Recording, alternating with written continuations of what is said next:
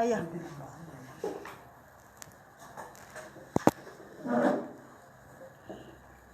en direct. Bonsoir. Donc, نرحبوا بكم مرة أخرى. بعد المثال التقليدي في سونتر سي بي ام دي اش. المرة جانا ضيف بعيد، جانا من العاصمة مصطفى بن فضيل. أولا باش نذكروا أولا قبل ما نبداو نباركوا لقدر الكويدة الإصدار الجديد نتاع اللي هو بالمي دو ليبرتي نقلة الحرية. لا ميزون ديديسيون هي نقول لهم مبروك عليك. وفي نفس الوقت نهضروا على قدر الكويدة لأنه صديق المركز، صديق المقهى الأدبي للسي بي ام دي اش. يجي وكذلك راه مبرمج المقهى الأدبي إن شاء الله. إن شاء الله. إن شاء الله. في نفس الوقت نباركوا كذلك محمد بن زياد الإصدار نتاع الأخير حول مدينة وهران إصدار تاريخي. مبرمج كذلك هو الأقرب باش يكون لنا معنا، نتمنى له وافر الصحة شوية مريض. الأول تقدر إصدار إديسيون هي ومحمد بن زياد أذكر دار نشر. وفرصة اليوم أننا نستضيف الكاتب الصحفي مصطفى بن فضيل اللي هو غني عن التعريف في حقيقة الأمر، اللي هو كاتب مسرحي وشاعر. مصطفى خجول، كاتب خجول، لكن الكتابة نتاعها ليست بذلك، كتابة ليست خجولة.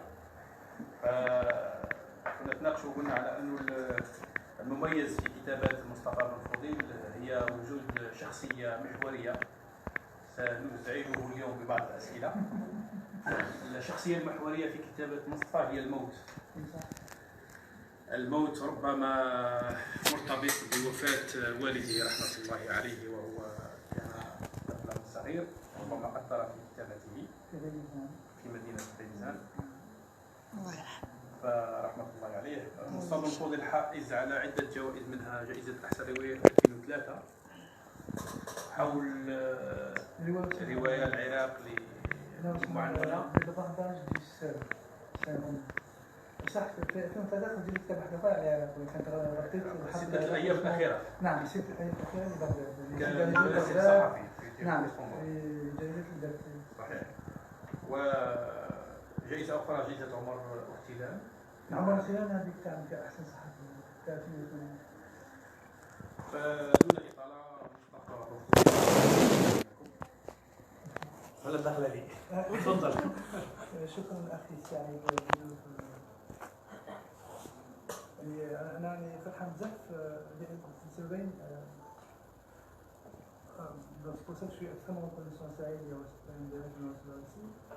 السبب الأول هو يعني عندي علاقة حميمية جدا، une relation intime et organique avec Oran, avec la région ouest du pays, parce que comme tu l'as souligné, tu as évoqué le thème de la mort. Il se trouve que je suis né à Rilizan. Donc c'est vrai, Rilizan c'est la province de la province pour amener au Mané, je vous taquine. Mais bon, il se trouve que une partie de ma mémoire affective, elle est là. Et donc tout à l'heure, par exemple, j'étais comme un gamin dans le train, j'arrêtais pas de prendre des photos. Et j'étais ému quand je suis arrivé en Rilizan. J'étais vraiment... Allez, à chaque fois, d'ailleurs, pour ouvrir une parenthèse, j'étais triste quand ils ont mis, quand ils ont informatisé le 12S. Parce qu'avant, Rilizan c'était aussi les papiers. Donc je venais à Rilizan, je suis quoi. On m'a dit alors sur des enfants, en disant je ne peux plus. Voilà, donc j'ai perdu quelque chose. Et la deuxième chose, c'est parce que ça fait un moment que je ne suis pas venu à Oran. Je parle pas comme auteur, je viens régulièrement à Oran, y compris avec ma petite famille. Et donc, شكرا جزيلا أخي سعيد أنكم تحني الفرصة للقاء هذا الجمهور الجميل. Donc je vous remercie, amis du public, d'avoir fait le déplacement pour écouter cette modeste parole. Moi, je pensais juste à vous dire un tout petit peu, vous dire deux mots sur comment on est arrivé là. Comment on est arrivé là. Donc ça, c'est mon dernier roman. Alors, il s'intitule Terminus Babel. Et ça, c'est l'édition française. C'est-à-dire, il est sorti dans une maison qui s'appelle une belle maison qui s'appelle la Maison Macula. Et dans quelques jours, il va apparaître chez la Maison Balzac, qui est mon éditeur historique et qui vous salue chaleureusement, en regrettant que le livre ne soit pas disponible. Bon, il y a eu un certain nombre d'aléas qui ont fait que la publication a été retardée, mais il sera présent à partir d'ici là, Inch'Allah. Donc, il sera disponible en Algérie. Quand je parlais de l'histoire, il y a un moment où j'ai parlé de l'histoire de l'histoire, c'est-à-dire l'histoire de ce livre. Et comment il a été composé et de quoi ça parle. Mais je voulais dire, Yanni, à peu près, si je compte juste à partir du premier roman que j'ai publié en 2000, Ant Bazar, jusqu'à aujourd'hui. Qu'est-ce que je fais là? Qu'est-ce que je fais là? Quand je dis là, ça veut dire dans cette chose qu'on appelle la littérature. Surtout quand les gens, par exemple, vont lire... enfin, je signale juste, c'est pas moi qui ai fait la page Wikipédia, je ne sais pas si ce sont des lecteurs. Quand on lit, il vient des mathématiques, et souvent on pose la question, comment des mathématiques, tu te retrouves à taquiner la muse, et من جهة أخرى ونهضر مع صحفي مرموق جدا ونحييك على العمل الجميل اللي قدمه سعيد. Je parle à un journaliste qui connaît cette subtilité-là. La question aussi se pose quand on est considéré avant tout comme reporter, comme journaliste, et on vous dit qu'est-ce que vous allez faire dans la fiction. C'est-à-dire, on est bien d'accord, ce n'est pas le même rapport au réel. Donc il y a ces deux déjà questions qu'on pourrait se poser d'emblée. Comment des mathématiques tu te retrouves à faire de la littérature, et comment tu as concilié les deux pratiques qui, à première vue, paraissent antinomiques ou antagoniques, c'est-à-dire une écriture qui est brillée au réel, comme le journalisme, et une écriture qui revendique à la fois le droit à l'imaginaire, à l'imagination, et aussi qui est dans un autre rapport à la langue. Parce que la littérature, c'est précisément d'abord une transgression, pour moi, je dirais même spectaculaire, du langage. Donc d'abord, c'est une aventure du langage. C'est pour cette raison que je voulais commencer par ce point important. Donc je n'avais pas... Enfin, j'allais dire, j'ai pas programmé, oui, j'ai pas programmé de devenir écrivain, mais je vous dis juste chronologiquement comment c'est passé. Et comme tous les gamins, on veut tout faire. Voilà, on veut être astronaute, on veut grimper à la Lune, on veut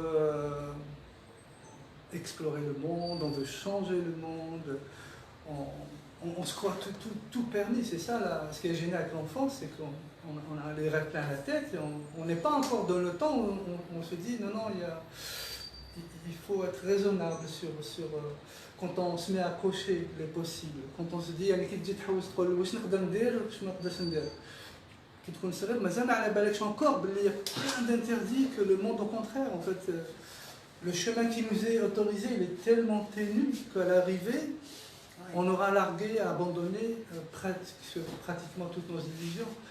Mais il se trouve qu'à là j'ai été à la fois comme beaucoup de gamins encore une fois fasciné par exemple par le dessin, par la peinture, par la musique, par l'art en général. Et je voulais aussi faire d'astronomie parce que j'en ai fait un tout petit peu à Montpellier, donc je me suis projeté un peu là-dedans aussi. Et quand ça c'est un peu plus élaboré, je voulais faire astrophysique, c'est pour ça qu'on trouve dans mon précédent roman qui s'intitule Body Writing, un personnage qui est astrophysicien. Et à côté de ça, il y avait l'écriture. Mais l'écriture n'était pas encore quelque chose qui remplissait totalement mon espace c'est-à-dire intellectuel, émotionnel et organique. C'est-à-dire c'était quelque chose parmi d'autres qui me passionnait, mais il se trouve que justement باش نعاود نجاوب على السؤال تاعك اللقاء مع الموت هو اللي كان المنعرج. Le tournant, ça a été la rencontre avec la mort. La rencontre avec la mort, c'est-à-dire, pour faire court, c'est la perte de mon père et de mes grands-parents paternels dans un temps très court, en 2 ans. Ils sont tous les 3 enterrés à Lisette. Et je ne dis pas que tout de suite je me suis mis à l'écriture, mais on va dire, j'ai perdu les 3, j'avais à peu près 7 ans et demi. 8 ans, on va dire 8 ans si je compte ma grand-mère. Donc à peu près à l'âge de 8-9 ans, vous êtes confronté à cette chose dont vous ne soupçonniez même pas l'existence il y a juste 3 ans. C'est-à-dire, vous êtes entouré d'une forme de sécurité, après tout d'un coup le monde s'écroule autour de vous. Et ça a forgé d'abord un caractère. C'est le caractère qui va amener l'écriture. C'est le caractère. D'abord, j'étais de tempérament, peut-être comme tout le monde, assez gai et je suis devenu quelqu'un d'assez mélancolique, on va dire, d'assez replié sur lui-même, d'introspectif. C'est-à-dire, parce que j'étais dans une forme de méditation par rapport à cette chose qu'on appelle la mort. C'est-à-dire, je me souviens même pas, dans mon souvenir, je me souviens pas avoir pleuré la mort de mon père. Je me souviens pas très bien, j'ai pas de souvenir du tout. Peut-être que c'est une omission pour se protéger de quelque chose, pour atténuer l'ampleur du trauma, mais je n'ai pas de souvenir. Mais je sais que ça s'est passé. Cette grosse cassure, cette faille, ça a été la faille fondamentale, fondatrice, dans laquelle je vais puiser ma plume. Et donc très très vite, c'est-à-dire entre ce moment cataclysmique et le moment où je commence à écrire, il s'est écoulé à peu près 2-3 ans. C'est-à-dire dès que j'ai pu posséder, on va dire un tout petit peu, un outillage qui me permettait de m'exprimer, et particulièrement par le biais de l'école, je me suis mis à l'écriture. Et l'écriture, c'est un grand classique que je vous raconte, forcément elle opère comme un exutoire. D'abord, pour ne pas... Parce que voilà, j'étais timide, j'étais pas en fait très loquace. Et donc je me trouvais en fait à écrire en commençant d'abord par une forme qu'aujourd'hui je pourrais appeler documentaire, avec le mot d'aujourd'hui. Mais j'ai commencé, on va dire, par le journal, parce que c'est pour ça que le genre journal est aussi présent aussi dans ma littérature. Et donc l'idée c'était vraiment de peut-être juste de construire une espèce de confessionnal où je pouvais dire ce que je ne pouvais pas peut-être mettre en mots devant mon entourage. Mais bon, ce que je raconte là, c'est à peu près à l'âge de 14-15 ans, mais très très vite, ça a évolué. C'est ça, aujourd'hui encore, je n'ai pas d'explication, je ne sais pas comment on fait. C'est-à-dire, si vous me posez la question, je ne sais pas comment on fait pour passer d'une écriture que d'aucuns pourraient appeler autothérapie. Moi, je suis réservé sur ce terme, mais on va dire juste une écriture comme ça, refuge, à une écriture construite, élaborée, à une écriture artistique. J'appelle les écritures artistiques, la famille des écritures artistiques, parce que très très vite ça a évolué vers l'aphorisme, c'est-à-dire par exemple l'aphorisme, je vous dis juste comme ça, hein, c'est ce dont je me souviens comme ça, j'avais un cahier, je notais de toutes petites choses. Par exemple, ce qui fait aujourd'hui partie de la géographie fera un beau jour partie d'histoire, par exemple. C'est à la fois une espèce de bon mot, une espèce de maxime, comme ça. Après, c'est devenu de la poésie. C'est-à-dire que c'est des textes un peu plus longs, mais pas... c'est très très loin d'avoir la qualité de ce que tu viens de te dire. Là, il faut que je ferme ma gueule, parce que c'est... Mais voilà, c'était... des fois par G, c'est ça que tu disais tout à l'heure. Voilà, donc là, j'écrivais un peu par G comme ça. C'est-à-dire je n'avais pas un projet poétique au sens je vais écrire un livre de poésie, c'est pas comme ça. Mais j'ai écrit beaucoup de poésie. Et j'ouvre une parenthèse pour dire, quand j'ai passé mon service militaire, en 97-98 à Bel Abbès, en bas de Juffa, j'écrivais dans des tenues combat à Abraham.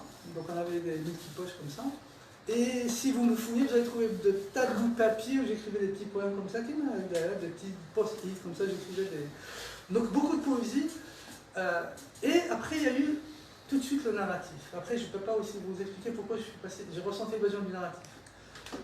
Pourquoi on passe d'une forme où il y a un condensé sur la langue et l'écriture, avec une esthétique très particulière qui est la poésie, du rythme, des images, au narratif qui est une toute autre esthétique, n'est-ce pas? Je parle de narratif parce que j'ai très vite, vers à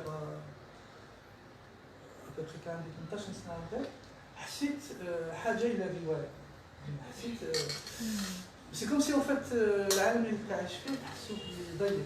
من بعد حاجة تجيك سهلة كاع ساهل باش تفتح الآفاق عليك هو أنك تقول ربما لا أستطيع أن أترجم ما يختلج في ذهني إلى واقع، ولكن على الأقل ممكن نرسم بصح كيفية مختلفة هي الكتابة. Là où un autre pourrait peut-être exprimer ça par l'image ou par le dessin, on l'exprime par l'écriture. Par l'écriture, c'est-à-dire on se dit, d'ailleurs, le kitabat الأولى تاعي كامل كانت سي de la science-fiction. et du fantastique. يعني c'était pas ما كانش كتابات واقعية، كانت كتابات أكثر منها كان من واقع الخيال. من واقع الخيال نعم. Bon, avec la science-fiction, je pense que c'est la matrice que je dois à mon côté scientifique, dans ma formation, maths, etc., astronomie. Tout ça, ça m'a amené un petit peu à bousculer peut-être le monde qui est enfin, réaliste. Quoi. Mais le besoin de fantastique, je ne sais pas, parce que ça continue. Ici, par exemple, le narrateur, c'est un livre. On est vraiment dans une forme qui emprunte au fantastique. Parce que je n'étais pas satisfait du monde tel qu'il est, parce que j'avais une imagination de gamin, etc. Et donc, le roman est arrivé à ce moment-là. Après, vous allez voir, il y a quelque chose qui va se passer. Juste à ce moment-là, c'est-à-dire on est à peu près en 87, 88. Il se passe quelque chose à l'échelle du monde qui va être déterminant dans mon orientation après, dans l'orientation dans l'écriture. La première, il y a 3 éléments. Le premier, c'est l'intifada palestinienne. Et on parle de la Palestine. Et j'en profite bien sûr pour exprimer une pensée émue pour toutes les victimes et pour le peuple palestinien dans sa vie. C'est quelque chose qui a travaillé mon imagination pendant très très longtemps. Il y a tel point que par exemple dans Body Writing, on trouve tout un texte qui s'intitule David Graffiti. Dans Archéologie du cas amoureux, j'ai un personnage qui est moitié palestinien. J'ai eu des copains palestiniens à l'université, j'ai eu des amis palestiniens, tout ça. Je suis parti comme journaliste en Palestine. Enfin, j'ai essayé d'aller en Palestine, malheureusement, on m'a empêché de rentrer à Rafah. Et puis, j'ai fait une enquête sur les Palestiniens d'Algérie, où j'ai révélé le chiffre de 6000 Palestiniens qui vivent en Algérie. J'ai raconté leurs conditions de vie, j'ai interviewé plein de Palestiniens, des étudiants, des gens du FPLP, du Fatah, président de la Ligue palestinienne. Donc la Palestine, pour moi, c'était vraiment... J'en parle parce que, malheureusement, encore une fois, il y a cette actualité douloureuse qui nous rattrape. Mais pour vous dire que l'intifada en 87, la première grande intifada, c'était quelque chose pour un gamin qui a 19 ans, vous imaginez, c'est-à-dire vous imaginez l'ampleur de ce que représentait à l'époque quand on se remet dans le contexte. Et juste après, on a eu octobre 88 en Algérie. Donc là aussi, j'avais 20 ans pile en octobre. Enfin, je suis né en novembre, donc 7 ans prochain. Vous me ramenez un cadeau, j'aurai 55 ans. Non, vous inquiétez pas, c'est ça mon cadeau. L'année après, je te voulais déjà. Donc octobre, c'est dans mon roman Body Writing, il y a tout un chapitre qui s'appelle Octobre. Et troisième chose, bon, je ne sais pas si c'est de même ampleur, mais en tout cas pour notre imaginaire, c'était aussi quelque chose d'énorme, c'était la chute du mur. La chute du mur parce que, en général, un jeune, il y avait 2 grosses idéologies en concurrence. Pour ma génération, c'était l'islamisme, l'islam politique, et c'était la gauche, tout le récit de gauche. Et de voir quand même l'effondrement du bloc de l'Est, c'est pas anodin. Donc, ces 3 moments, je pense, ils ont été d'une manière ou d'une autre, ils ont pesé sur mon moi profond, mon moi d'auteur en construction, on va dire. Et pendant ce temps, pendant toutes ces années, je suis resté dans une écriture solitaire. À aucun moment, c'est-à-dire j'ai écrit. Donc j'ai écrit un premier roman qui était inspiré directement d'Intifada. Après j'ai écrit plein de nouvelles, des textes courts. Et ma première tentative de publication, c'était en 92 où j'ai été aux éditions La Fomique, qui dirigeait Ahmed Bouna. Leur bureau se trouve pas loin de la mairie d'Alger Centre. La Fomique. La Fomique, c'est à La Fomique. J'avais un recueil, donc j'avais intitulé Le procès de l'absent. Et La Fomique, il m'envoie 15 jours plus tard une lettre de refus. Une lettre de refus d'ailleurs, je crois qu'elle est là. Je peux vous la lire? Non, parce que je collectionne les lettres de refus, c'est bien. D'abord, c'est un exercice d'humilité. Et ensuite, parce que... non, c'est juste pour se dire... peut-être, et si ça a été un oui, peut-être j'aurais suivi notre trajectoire. Alors voilà la lettre de La Fomique.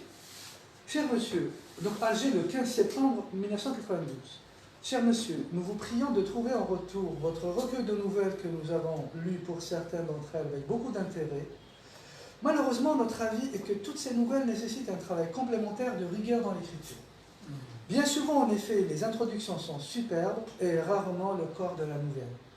Nous espérons que ces quelques critiques vous permettront de vous remettre à la tâche. Donc ça...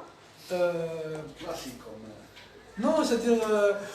déjà, il n'est pas sûr de lui, déjà tu avances un peu sur la pointe des pieds. J'ai arrêté tout de suite. Ça. Oui, c'est-à-dire je me suis brise. dit, il faut que je mette au travail. Sauf que la phomique, c'est très laconique, donc ils ne vont pas me dire, mais نعطيك une recette. يقول لك voilà, دخله شابة. ونتخض. On bat عملتها شغل. Si tu parles dans tous les sens, c'était à sa manque de rigueur et tout. Mais j'ai toujours fonctionné comme ça, c'est-à-dire au départ, tu reçois des fois, tu reçois un choc. Parce que voilà, tu te projettes, tu te dis ça y est, je vais être publié, je vais enfin réaliser un rêve. Et hop, on te dit non, mais non, tu es loin du compte. Donc je n'ai plus essayé de publier. Et pourtant j'en avais écrit des choses. Il y a eu un deuxième moment, c'était le premier moment public théâtre, c'était 93, où j'ai écrit un roman de Tarjaout pour les poésies Tarjer. C'est-à-dire elle avait un festival de poésie très important, je me l'ai poésie. Et ils avaient lancé un concours de poésie en hommage à Tarjaout qui venait d'être assassiné en 93. Donc je leur ai envoyé par poste un poème de 11 feuillets dactylographiés, on le cite au Gabon. Et à un moment donné, je faisais de la spéléo en haute montagne, du côté de Tijda. Et là, il y a un copain qui arrive, Djamil Ouatan, on parle de toi, Ouatan, tu as eu reçu le prix spécial du jury. Donc c'est comme ça que... Tirer des profondeurs. Mais je n'ai pas été à ce festival. Marc Bjahem m'a dit que le prix mais c'était juste quelque chose qui m'avait un tout petit peu rassuré. On va dire que c'est la première fois où mon nom était cité, donc c'était quand même assez flatteur. Mais pour autant ça n'a pas poussé à proposer des textes aux éditeurs. À l'âge, parce que qu'on a bien sûr dans le chaos des années 90. C'est-à-dire, parce que quelques temps après, je vais m'engager comme journaliste. Alors pourquoi le journalisme? Parce que, et là je reviens à une question centrale, pourquoi le journalisme? Donc vous voyez chronologiquement, je ne suis pas un journaliste qui s'est mis à la fiction, c'est l'inverse. Je viens vraiment de la fiction, je viens de l'écriture poétique, de l'écriture artistique. Et le journalisme, c'était juste parce que le pays sombrait et voilà, je vous ai dit tout à l'heure, un an où l'intifada palestinienne, ou octobre 88, ou tout ce qu'il y a eu après la chute du mur, ce qu'on appelait la fin de l'histoire, c'est-à-dire la formation idéologique, la formation politique, c'est-à-dire la chance que j'avais, c'est que même au départ j'étais dans un campus qui était très politisé, c'était Babzoua c'est vraiment une école politique, j'ai beaucoup appris. Mais quand je suis passé à Ben Aknoun à l'école du journalisme, c'est-à-dire on avait aussi un cadre qui était alimenté par tout ce qui se passait autour de nous. Je me souviens par exemple d'une grosse manif qu'on avait faite en 91 en soutien à l'Irak, parce qu'il y avait la guerre d'Irak, la guerre du Golfe. Donc tout ça a fait que j'étais déjà politisé, et donc forcément je ne peux pas rester spectateur, c'est-à-dire devant ce qui se passait. Donc je me suis dit, qu'est-ce qu'on fait? C'était la grande question, qu'est-ce qu'on fait? Est-ce qu'on se laisse canarder? Est-ce qu'on est là à attendre? Et j'ai trouvé, par un hasard un tout petit peu fabriqué, j'avais un quart de... Enfin, j'avais pas un quart de presse, mais j'avais un diplôme de journaliste. Donc je me suis dit, eh ben voilà, parce que moi je me programmais pour être chercheur sur les médias, et j'ai décidé de devenir journaliste. Pourquoi j'ai dit ça? Parce que j'étais major de promo, et je me souviens que nous avons mis un poste au Fusat Tablier. Parce que les majors de promo, normalement ils battent au Mukharaj, mais nous ne battons pas. Donc là, on a un poste. Le poste, c'est-à-dire que les gens qui ont métier con. C'est-à-dire les gens quand même, il y a pas mal de gens qui me disaient mais pourquoi tu n'as pas tenu? Parce qu'au bout de 2 mois j'ai quitté, j'ai pas pu tenir. C'est-à-dire j'avais la sécurité d'emploi, un beau bureau, au GOT, tout ça, mais je me sentais à l'étroit là-dedans. Et donc je me suis comme ça, je me suis engagé dans le journalisme. Et j'utilise à dessein le mot engagé parce que pour moi c'est plus sauf anodin de porter une carte de presse dans un contexte où tous les jours vous vous levez sur ce listing macabre malheureusement, où vous avez plein de monde qui malheureusement était assassiné. Et donc en plus moi j'habitais à Boufalik à l'époque et on a connu des moments extrêmement difficiles en termes de sécurité. Et donc c'est pour ça que je refuse de banaliser ce moment. C'est-à-dire, même si aujourd'hui le métier de journaliste est impopulaire, même si le métier de journaliste est sujet à question, même si c'est des moments où je pense que la presse algérienne, je ne dis pas qu'elle a fait son job ou qu'elle a été aux avant-postes de je ne sais quoi, mais il y a des consoeurs, des confrères, tu citais tout à l'heure l'autre Boudel, et plein d'autres, mais je veux dire quand même, il y a des personnes qui ont essayé avec le contexte, avec toutes les contraintes du contexte, de faire leur travail. C'est-à-dire que ça n'a jamais été facile, ni avant 62, ni après 62. Ça n'a jamais été facile. Et donc, le fait que je m'engage dans le journalisme a fait que ça a complètement retardé le projet de l'écrivain qui sommeillait en nous. C'est-à-dire, parce que d'abord, vous êtes dans un métier où il y a de l'écriture, vous êtes dans un métier extrêmement prenant, qui a une vocation en lui-même. Donc, on ne peut pas... Genre, par exemple, faire comme Kafka qui a choisi le métier d'assureur pour avoir du temps pour écrire. Avec le recul, je me dis peut-être que j'aurais dû continuer comme universitaire, me projeter dans une carrière entre guillemets universitaire, pour peut-être avoir plus de temps à l'écriture. Mais d'un autre côté, j'ai vécu aussi plein d'émotions dans ce journal. Donc je ne peux pas aussi être ingrat. Pardon. Mais ceci a fait que ce projet-là de me lancer dans l'écriture ou de travailler davantage, on va dire, de travailler davantage, parce que pour moi je crois vraiment au travail, c'est de travailler sur le travail de sélection. Et qui m'appelle Hamida Ayashi, mon ami, Sanaa. Ça doit être Sanaa. Le stade Sanaa, c'est le stade où il y a quelque chose de charnel dans la pratique, c'est-à-dire dans la concession des métiers. Il y a quelque chose de manuel, il y a quelque chose de charnel, il y a quelque chose d'organique. Voilà. Donc avec peut-être que voilà, le contexte faisait que je n'avais pas cette disponibilité-là, mais après les événements se sont accélérés, je me suis dit il faut que je me reprenne en main. C'est-à-dire à aucun moment je n'ai abandonné cette idée de me lancer sérieusement dans la littérature, et l'occasion m'en a été donnée, très curieusement, par un contexte, une situation, qui est mon service militaire. Il se trouve qu'au moment où je passe mon service militaire, l'écriture me manquait beaucoup. Voilà. Parce que, comme vous savez, quand on est sous les drapeaux, on n'a pas le droit de travailler, d'exercer comme journaliste. Et donc, l'écriture me manquait de façon maladive, et c'est comme ça que je me suis arraché pour revenir à l'écriture. Et j'ai écrit un roman qui va sortir 2 ans plus tard, dont le titre d'ailleurs, il renvoie directement à... Oui, exactement. C'est-à-dire il y a quelqu'un, cette littérature de Caser. Beaucoup de chemin parcouru depuis Zata. Oui, justement. En fait, tout ça, c'est juste pour vous raconter un petit peu comment il y a eu cette première entrée, on va dire, en littérature. Et donc Zata, en fait, il est d'abord le produit d'une époque. Donc, il porte en lui toutes les résonances dont je suis en train de vous parler. Et d'emblée, c'est-à-dire dès le titre, j'avance justement, on parlait tout à l'heure avec la question de la langue, un rapport à la langue française. Pour dire, voilà, c'est ça la langue française. C'est Zalta, c'est pas le déserteur. C'est les Alpes. Et deuxième chose, là je vais parler de l'industrie. Parce que le mot industrie est très important. Il y a plein de banquiers de talent. Mais il y a un moment où il faut rencontrer l'industrie. Si on ne rencontre pas l'industrie, on va rester juste un garçon talentueux. L'industrie est arrivée avec la naissance de Bazar. Bazar, c'est quoi? C'est une success story d'abord. C'est une entreprise unique, ou du moins, en tout cas, c'est l'une des rares entreprises éditoriales d'une telle qualité, à la fois managériale, à la fois comme catalogue. C'est-à-dire, Bazar, c'est la maison pour moi de l'avant-garde par excellence. C'est la maison qui a donné ses chances à des écritures peut-être qui ne sont pas mainstream, qui n'auraient pas peut-être trouvé leur place dans le paysage littéraire, pas qu'en Algérie. Et donc, la naissance de Balzac, cette rencontre a été déterminante. C'est pour ça que je l'ai fait toute ma vie reconnaissant.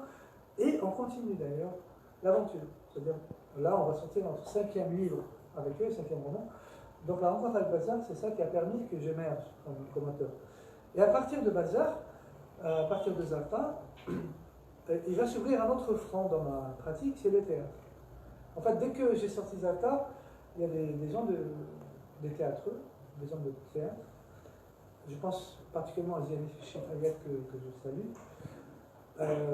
Il y a eu d'autres auteurs dramatiques, des gens qui gravitent autour du théâtre, comme par exemple un écrivain qui s'appelle Mohamed Hassini, que peut-être vous connaissez, qui est un très très grand dramaturge.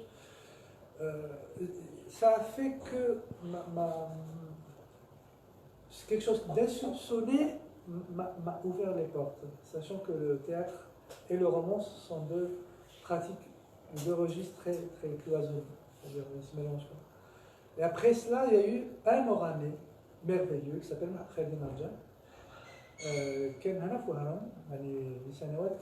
Il a pratiqué le théâtre avec sa compagnie Ajouad, ensuite il est parti en France. Donc, après, c'était avec Khalid aussi un compagnonnage qui dure jusqu'à aujourd'hui. Donc, tout ça, ça a fait que. J'ai écrit du théâtre, je le propose à des compagnons. Parce qu'en plus, avec tous les scrupules que j'ai toujours eu des scrupules et je continue à avoir plein de scrupules. Je n'aurais pas eu le culot de moi-même comme ça d'aller toquer à la porte du théâtre. C'est-à-dire pour moi, c'est de l'insolence, c'est de l'inconscience, c'est de l'ignorance. C'est-à-dire c'est se dire on ne connaît rien, mais vraiment rien au théâtre. C'est comme il y a des fois des metteurs en scène ou des comédiens qui me font l'amitié dans le cinéma de me dire pourquoi tu n'écris pas un scénar? Mais c'est pas comme ça que ça marche. À la limite, je peux décider d'écrire un roman et de le garder, c'est tout souvent le cas, je garde des romans pendant très longtemps, mais je sais qu'un jour, peut-être, je vais trouver un moyen de les faire partager. Mais le théâtre, c'est pour être représenté. C'est-à-dire, on écrit pour qu'il y ait. Le théâtre, c'est pas le texte, c'est vraiment le spectateur. Et la même chose, le film, c'est ce qui est projeté à l'écran, c'est pas ce qu'on écrit dans son coin. Donc, c'est pour ça que je dis toujours, j'écris d'accord du théâtre, mais je ne suis pas un homme de théâtre. C'est-à-dire, l'union, c'est les fondamentaux. Je collabore au théâtre, c'est quelque chose qui est fascinant par ailleurs, mais je reste d'abord quelqu'un qui écrit par tâtonnement et qui continue à écrire par tâtonnement jusqu'à aujourd'hui. C'est-à-dire, je n'ai pas de recette, je ne peux pas dire, voilà, il y a plein de monde qui m'envoie des manuscrits, qui me font l'amitié de me dire quelle est la recette, comment on écrit une histoire. Mais je dis toujours, chacun trouve sa voie. C'est-à-dire, moi je suis boulimique, boulimique de lecture, c'est-à-dire je lis plein de choses, je suis curieux de tout, des classiques au truc de l'extrême contemporain, mais je n'ai pas de recette. C'est-à-dire, ma seule recette, c'est l'hybridité, c'est-à-dire je suis dans une forme d'hybridité. Il y en a qui disent modernité, je ne sais pas, je dis il y a des gens qui sont payés pour mettre les formules, et ben ils vont mettre les étiquettes, moi je ne peux pas penser à tout. Donc, on met par habitude ou parce que c'est pratique, on va mettre roman et c'est tout. Mais après, chacun voit comment il pourrait interagir avec cette écriture. Maintenant, je vais vous parler de Terminus Babel. Donc là, ça veut dire que je vais limiter le champ sur un genre particulier, parce que moi j'ai touché à... Moi, je ne peux pas dire toucher à tout, mais il y a des genres que j'ai pratiqués plus que d'autres. J'ai parlé un peu de théâtre, j'ai pratiqué en premier le roman, la nouvelle et dans une moindre mesure la poésie. Et j'ai fait aussi le livre de voyage, un récit sur ce que j'ai vécu en Irak, mais ça c'était vraiment très succinct. Et aussi une biographie à travers la biographie d'Ali Dilan, le caricaturiste, et par extension un peu le dessin de personnage. J'ai aussi fait d'autres collaborations à droite et à gauche, beaucoup de textes dans des ouvrages collectifs, etc. Mais maintenant, pour resserrer le corpus sur le roman, Terminus Babel, c'est mon 5e roman publié. C'est-à-dire j'ai écrit des choses qui ne sont pas publiées. De Zappa à Terminus Babel, ce qu'on peut dire d'emblée, en tout cas de la façon la plus objective possible, c'est que il y a des choses, des éléments de permanence qui pourraient constituer un peu ce que je pourrais appeler mon style, c'est-à-dire que ce soit par rapport à la langue française, que ce soit des choix thématiques, et je prends par exemple la question de la langue, à travers tout ma vie, la question de la langue, ou bien des sensibilités particulières. Par exemple, on travaille sur la langue, il y a toujours Dalja. Dalja, c'est un élément permanence. Il y a toujours Dalja dans tous mes textes, il y a Dalja. Et puis, il y a l'hybridité générique, elle est aussi très visible parce qu'on voit, j'utilise à première vue, on se dit c'est du roman, mais on va trouver des choses qui empruntent au théâtre, incorporées dans le roman, des choses qui empruntent au journalisme. Il y a des parodies d'articles, il y a des choses, des formes un peu poétiques. Et puis il y a aussi, on retrouve un peu cet exercice dont je parlais tout à l'heure, c'est-à-dire l'aphorisme, c'est-à-dire les formes courtes, les formes brèves. Et aussi, il y a une autre dimension qui est importante, c'est il y a toujours une assise documentaire. C'est-à-dire, comme je vous ai dit, moi je viens des mathématiques, donc j'utilise une formule mathématique, ou une image mathématique pour résumer mon travail. C'est ce qu'on appelle en mathématiques les nombres complexes. La formule c'est A plus IB. Et A égale la partie réelle et la partie imaginaire. Ça c'est mon travail. Voilà. C'est-à-dire, si je devais résumer, c'est ça. Il y a toujours la partie réelle et la partie imaginaire. La partie imaginaire, c'est bien sûr tout ce qui est invention, mais il y a toujours une assise documentaire qui peut être des fois très reconnaissable de premier degré. Par exemple, dans mon roman Bauduati, le chapitre s'appelle Octobre et on est déjà dans Octobre.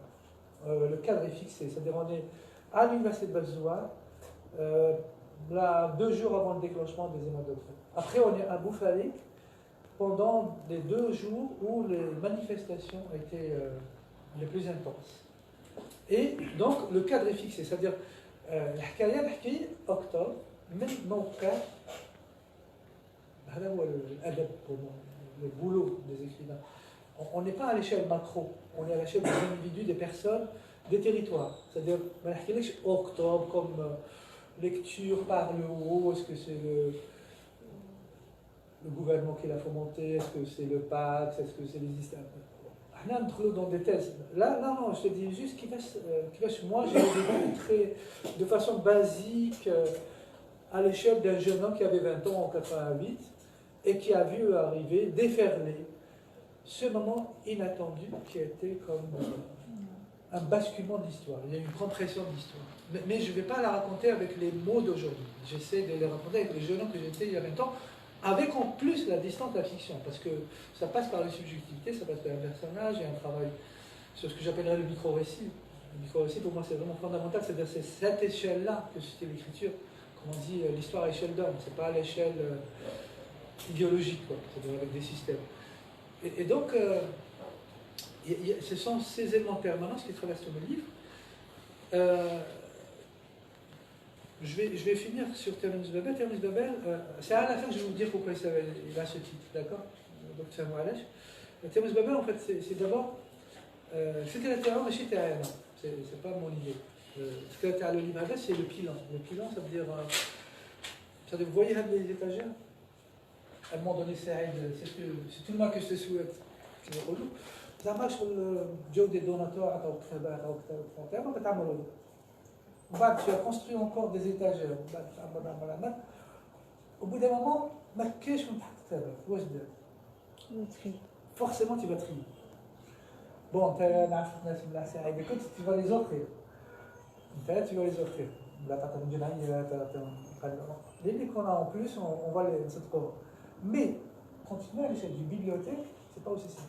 C'est-à-dire la bibliothèque, c'est plusieurs millions de titres. Je vois des grosses structures. Même il a plusieurs kilomètres d'espace, si tu comptes depuis le début de l'humanité, depuis les premiers livres jusqu'à aujourd'hui, aucune bibliothèque au monde ne peut contenir tout ce savoir.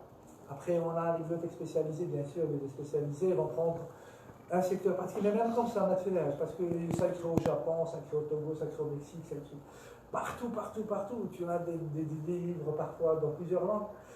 Et donc, le moyen, il y a un moment donné où il faut détruire les livres.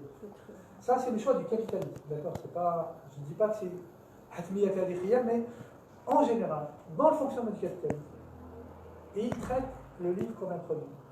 Sauf que les bibliothèques, elles ont, on va dire, une opération encadrée, qui est ce qu'on appelle le pilon. C'est encadré, ça répond à des critères précis pour détruire les livres. Par exemple, les critères, c'est un livre, par exemple, on commence par les livres qui sont abîmés. C'est-à-dire, par exemple, le ktab il-fouq ou la ktab qui contient des erreurs scientifiques, par exemple. Ou là, des livres aussi qui sont numérisés, par exemple, en plusieurs exemplaires, mais qui sont numérisés, ça veut dire qu'on n'a pas besoin d'avoir 10 exemplaires. Moi, ils ont des critères. Par contre, il y a un autre pilon, ça c'est le pilon du marché. Bon, je n'ai pas fait d'enquête sur l'Algérie, je ne sais pas honnêtement est-ce qu'on le pratique en Algérie, mais je ne le pense pas parce que la taille du marché éditorial en Algérie ne le permet pas. C'est-à-dire, moi, ce que je vous parle, c'est vraiment. Il faut imaginer un roman qui est tiré à 50 000 exemplaires, par exemple, et qu'il se vend, même s'il se vend super bien, il se vend à 30 000, il y a 20 000 de trop. Alors l'éditeur, il a le choix, soit il stocke le livre C'est-à-dire quand il y a les retours, c'est-à-dire il y a les retours. Parce que le libraire, il ne peut pas garder votre livre indéfiniment. Il y a un moment, il vous dit, il y a plein de livres, lazim تخلي لك l'achat. Donc, soit tu les reprends, ça circule. après, avec les retours qui reviennent par le distributeur, soit ils sont stockés, et ce moment il faut payer, parce que le stock, ça veut dire une surface que tu mobilises, soit tu t'en sépares, ou alors, si les éditeurs ils ont un peu d'espace, ils peuvent encore faire l'effort de les garder. Après, bien sûr, il y a plein d'éditeurs qui s'arrangent pour ne pas les envoyer pilants. Il y a toujours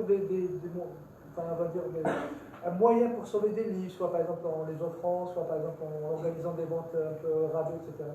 Mais quand on se situe à une échelle industrielle, à l'échelle du capitalisme, ce n'est pas aussi simple. Mais le capitalisme en général, il ramène le livre à l'état de produit. Et ce produit, soit il trouve un client, soit il meurt. Et la sentence est malheureusement celle-là, c'est-à-dire qu'au bout d'un moment, il y a une masse de livres qui sont envoyés. C'est-à-dire, moi quand j'ai travaillé sur ce projet, c'était en 2012, j'ai commencé.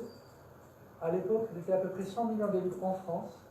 100 millions de livres qui sont détruits sur 500 millions à peu près, par an, en une année. 100 millions de livres sur 500 millions édités. Donc, vous imaginez un peu ce que c'est.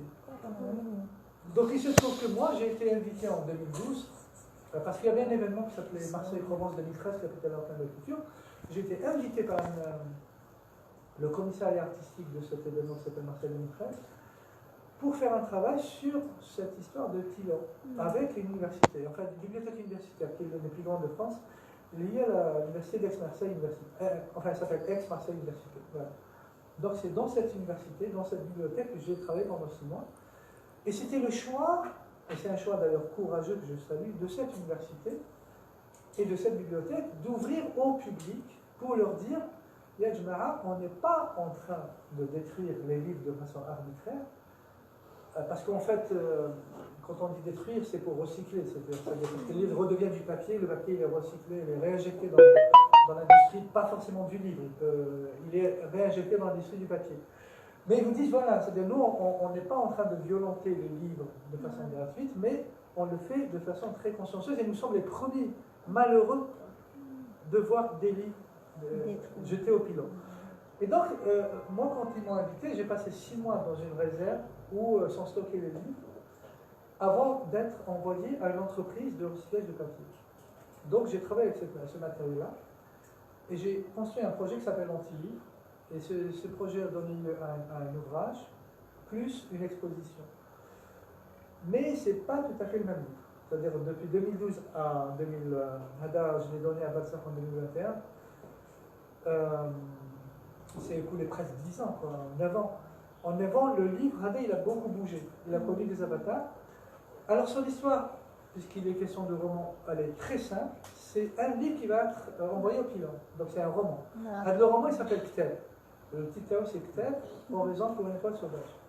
Donc, le roman, il va être envoyé au pilon. Et au moment où il était censé, en fait, être passé dans la broyeuse de papier, il y a un artiste providentiel qui arrive, qui débarque dans cette bibliothèque. En fait, c'est un artiste qui est invité par cette bibliothèque pour monter une résidence. Et là, ça s'inspire de ma propre expérience. Et cet artiste, il va réaliser une installation inspirée d'un texte de Borges, de l'écrivain argentin Georges Borges. Le texte qui s'appelle La bibliothèque de Babel, qui imagine une bibliothèque totale et infinie qui contient tous les livres dans toutes les langues du monde, et même les livres qui n'ont pas été exécutés. Donc je trouvais cette femme très très belle, c'est une grande philosophie. Et donc, pendant ce temps où cet artiste va travailler dans cette bibliothèque, ces livres-là sont épargnés. Ce livre, il va connaître, en fait, il va développer des relations avec d'autres livres. Parmi ces livres, il y a des ouvrages d'auteurs illustres, par exemple, je cite Kafka, il y a Joyce, il y a Orwell, il y a Shakespeare, il y a Dostoïevski, il y a Virginia Woolf, Marguerite Duras, Sartre. Enfin, vous avez toutes les sommités, il y a Deleuze, tout ça. Et donc, il va nouer des relations. En fait, c'est très curieux parce que vous allez dire, ce sont des stars. Comment eux, on peut leur infliger un tel sort? Justement parce qu'encore une fois, ils sont réifiés, ils sont ramenés à l'état de produit. Et dans cette démocratie par l'absurde, vous allez voir des liens insoupçonnés qui se créent, à la fois entre les livres, avec la communauté entre guillemets des hommes, c'est-à-dire des femmes et des hommes, c'est-à-dire les lecteurs. Parce que pendant que l'artiste va travailler sur cette création, il va animer un atelier. Et là, entre guillemets, c'est un hommage que moi je rends à tous les ateliers que j'ai animés dans ma vie et à toutes les personnes qui m'ont aidé, qui m'ont nourri à travers ces ateliers. Et donc, c'est aussi pour dire que l'écriture, que la littérature, ce ne sont pas que des mots, ce ne sont pas que des histoires farfelues, mais c'est un texte social, c'est un texte collectif. Donc, c'est quelque chose qui, on va dire, tempère un peu l'idée de l'écriture dans la solitude. C'est vrai qu'on travaille dans la solitude le plus souvent, mais on est nourri par un texte social, par un hypertexte social, en amont et en aval. C'est-à-dire en amont, c'est pendant la composition, en aval, comme ce moment-là. C'est-à-dire ce moment, le prétexte de ce moment, c'est ça. Donc un livre crée et il crée de la transversalité aussi. Et justement, c'est à partir de cette idée-là, c'est-à-dire le texte social de l'écriture, que j'ai estimé qu'il était important, là je parle durement, que j'ouvre sur l'avant, c'est-à-dire avant que ce livre connaisse ce destin. Et donc comme Ayouahed, quand il va mourir, il va avoir comme ça des flashs rétrospectifs, il va se mettre à raconter sa vie, c'est-à-dire qu'il a été écrit. Et c'est là qu'il va nous renvoyer aux conditions de sa composition. Et il va nous parler d'un personnage qui, dans le roman, je l'appelle simplement l'écrivain.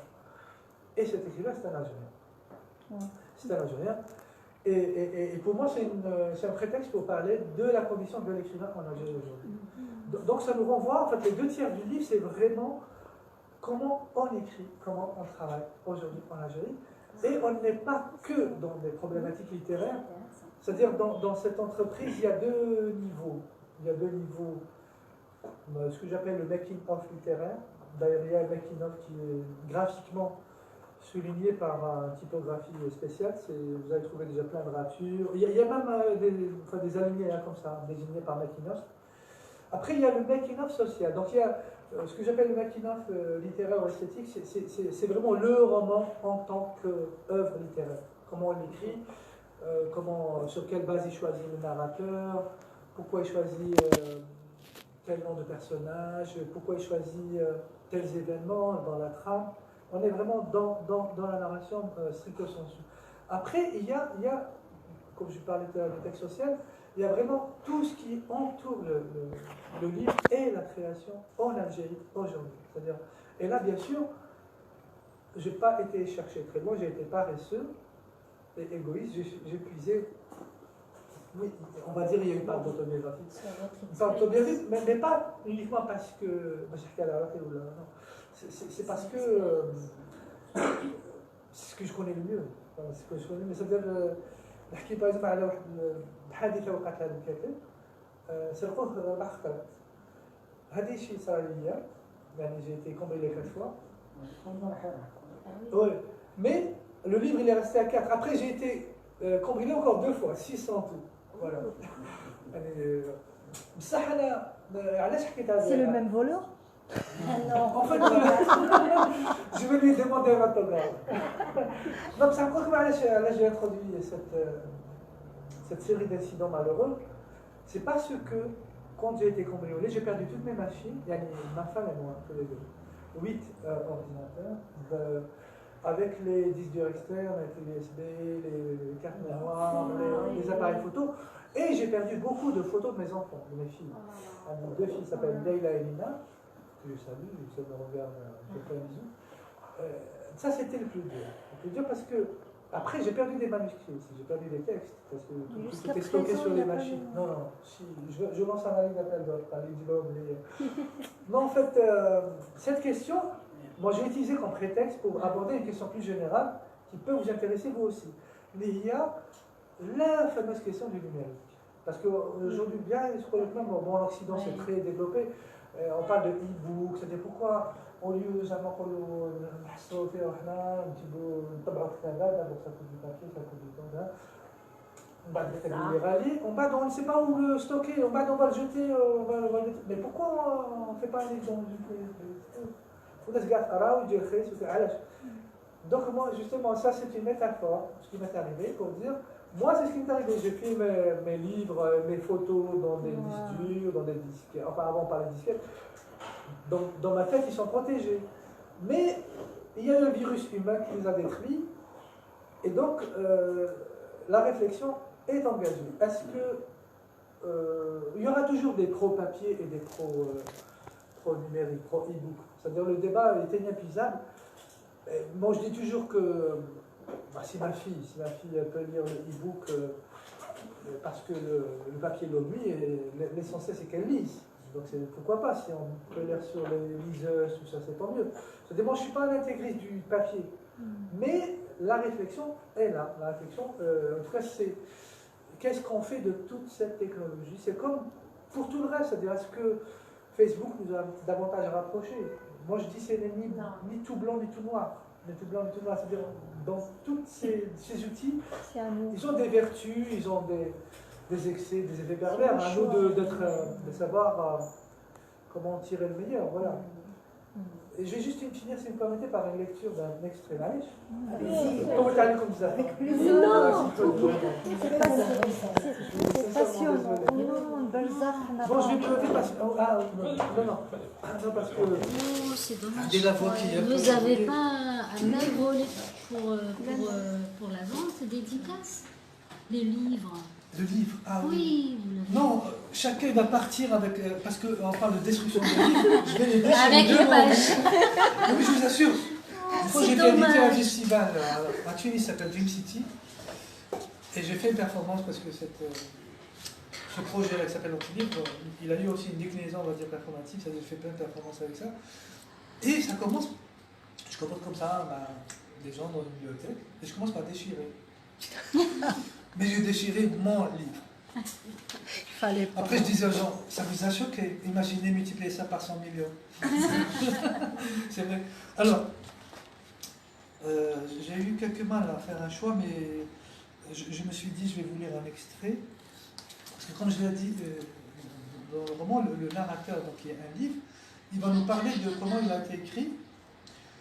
Et une des questions centrales, enfin, pas vraiment centrale, mais on va dire que c'est une responsabilité.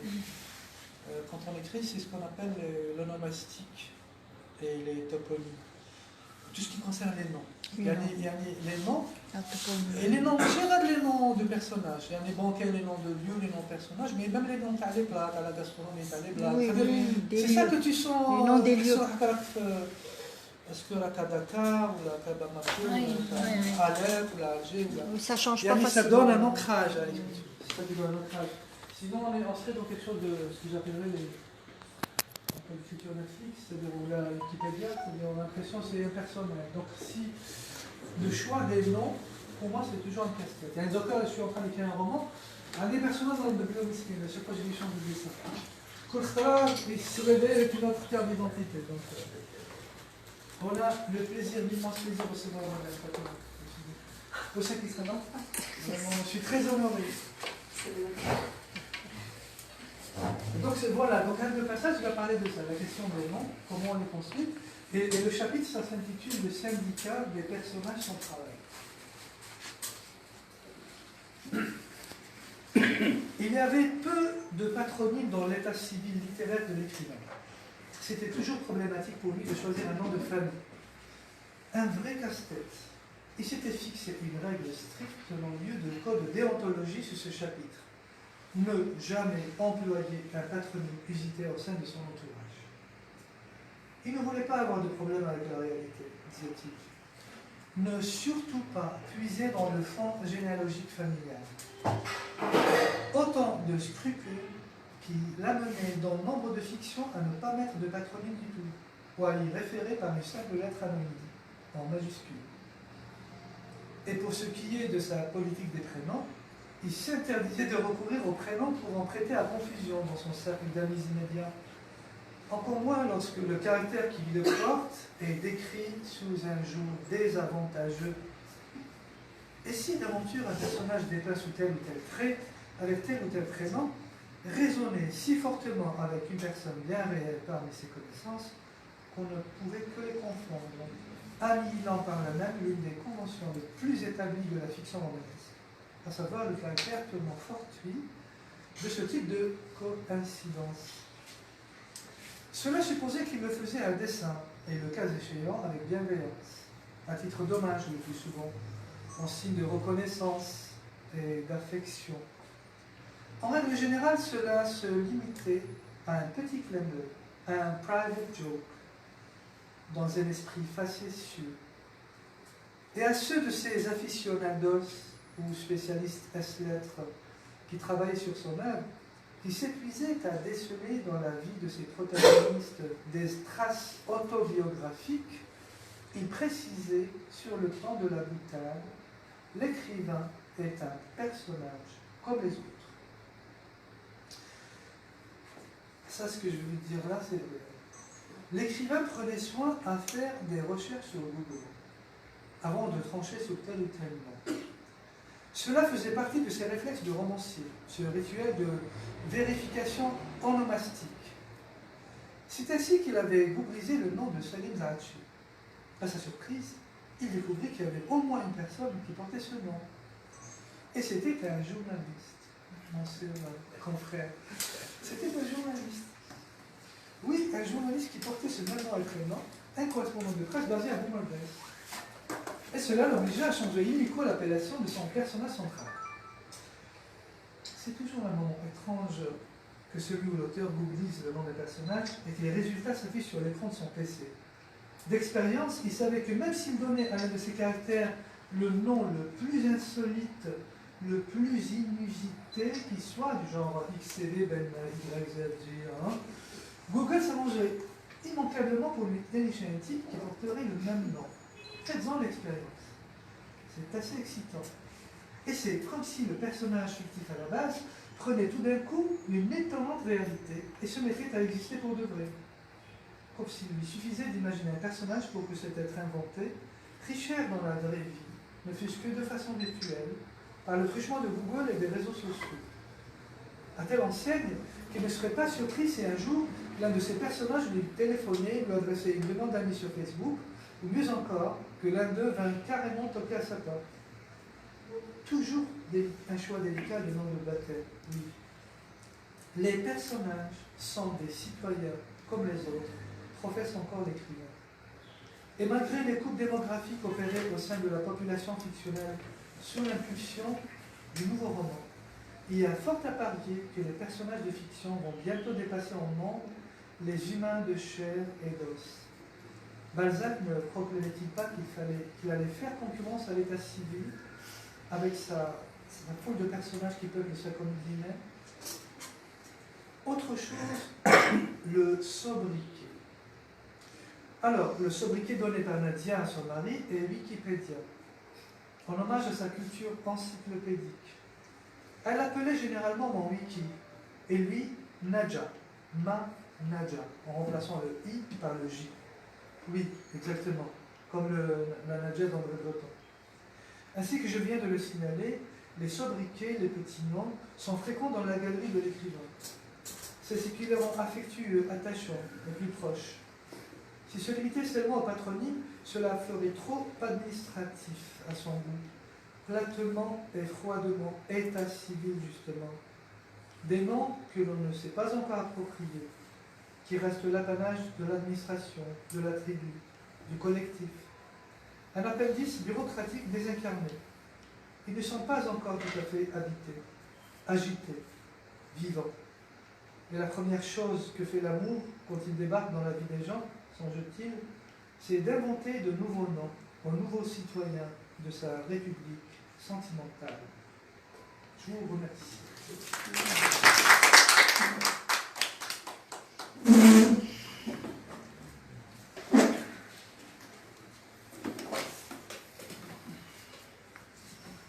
On ouvre le débat. Belle. Allez, vous êtes. Ben voilà, je crois que j'ai eu une rencontre il y a très longtemps avec des livres qui étaient destinés aux pilons. Ah oui. Ouais. Il y a eu une importation, il y a 30 ans, de livres qui étaient destinés aux pilons, ici en Algérie. Et c'était des milliers de livres, peut-être que Salim s'en souvient, Oui. Voilà. qui étaient déposés dans un hangar, Un hangar, à ouais. côté de CDTA. Point de vue. Ouais. Et j'allais avec. Pour dénicher. On était aux anges. Vous avez pu en sauver quelques-uns? Oui. Oui, voilà, j'ai sauvé. Oui, On a sauvé des quelques-uns, dizaines, ouais. mais j'ai sauvé des dizaines qui sont encore sur mes étagères, des pépites, des livres introuvables. Par exemple, des livres, des sommes de tous les tracts surréalistes. Ouais. Des décennies, des compilations de tous les tracts surréalistes. 40 aussi. Par exemple, un livre de Céline, Nora Cridi, avec le dessinateur Paris. Sur le théâtre algérien. Bon, beaucoup de livres comme ça, des pépites que j'ai encore, mais d'autres que j'ai sauvés de la mort, mais d'autres malheureusement ont péri par noyade parce que lors de notre déménagement, Ouais. on avait des centaines de livres. Ouais. Donc je les ai mis dans des cartons et je les ai déposés dans notre nouvelle maison, sur le sol. Donc ils sont ça. Et il y a eu une noyade. On n'était pas, Ouais, on n'était donc, pas à la maison. Ouais. Donc j'ai perdu, mais ça m'a fait mal. C'est comme si j'avais perdu quelque chose de moins cher. Parce que, Mais vous avez ressenti une vraie peine, quoi. ben oui, C'est ça qui est sur c'est une relation très affective parce qu'on est entré avec le livre. Et d'ailleurs, chez nous, il n'y a pas un endroit où il n'y a pas de livre. C'est dans toutes les pièces, dans les couloirs, dans les chambres d'enfants. Ils ne payent pas de loyer, les livres. Non, non, ils sont chez eux, ils ne payent pas de loyer. Et ils sont partout. Je ne peux pas tourner les yeux sans rencontrer un livre. Sinon, je serais malheureux. C'est un très très beau témoignage, vraiment. Mais les autres, vous n'avez pas une idée au matin. Non, mais ça fait très longtemps. Bon, maintenant, les gens, après, ils se sont mis aux vêtements. Là-bas, la fripe a remplacé. Le même langage, il a changé de vocation. Quand ça a été une période, puis il y a eu- Donc, c'était un poulailler du côté des points du jour, je me rappelle d'abord ça, où il y avait tout ça. Il y avait même il y avait un